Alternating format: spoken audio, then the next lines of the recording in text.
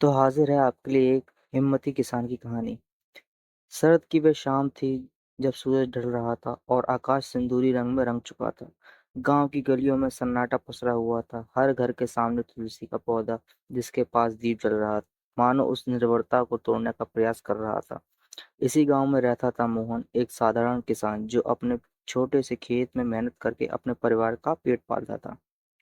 रोहन का परिवार उसकी पत्नी सीमा और एक छोटी बेटी आर्या से मिलकर बना था। आर्या केवल 6 साल की थी, लेकिन उसकी मुस्कान इतनी प्यारी थी कि वह पूरे घर में रौनक आ जाती थी। रोहन के पास बहुत ज्यादा जमीन नहीं थी, लेकिन जो भी था वह उसमें पूरी मेहनत करता था। उसका सपना था कि आर्या को अच्छी शिक्षा दिलाए और उसे एक अच्छा भविष्य दे। एक दिन अचानक सीमा बीमार पड़ गई। गांव के डॉक्टर ने बताया कि उसे तुरंत शहर के बड़े अस्पताल में दिखाना होगा। रोहन ने अपने खेत और घर की सारी जमा पूंजी जुटाई और सीमा को लेकर शहर गया। डॉक्टर ने बताया कि सीमा की हालत गंभीर है और इसका इलाज महंगा होगा। रोहन ने के पास इतने पैसे नहीं थे, लेकिन उसने हार नहीं मानी। उसने अपने दोस्तों और रिश्तेदारों से उधार मांगा, बैंक से कर्ज लिया और किसी तरह सीमा का इलाज शुरू कराया। इलाज के दौरान रोहन और आर्य अस्पताल के बाहर बेंच पर बैठे रहे थे। आर्य ने अपने छोटे हाथों से पिता का हाथ थामे रहती और पूछती, माँ कब ठीक होंगी पापा? रोहन उसकी ओर देखा और अपनी आंखों में आए आंसुओं को छिपाते हुए कहता, बहुत जल्दी बेटा, बहुत जल्दी। कई महीनों की जद्दोजहद के बाद सीमा ठीक हो गई, लेकिन इस इलाज ने रोहन को आर्थिक रूप से तोड़ दिया था।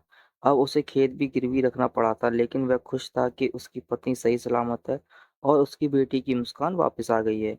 फिर एक दिन रोहन को पता चला कि उसकी जमीन पर एक नया सड़क निर्माण होने वाला है और सरकार ने उसकी जमीन अधिकृत कर ली है।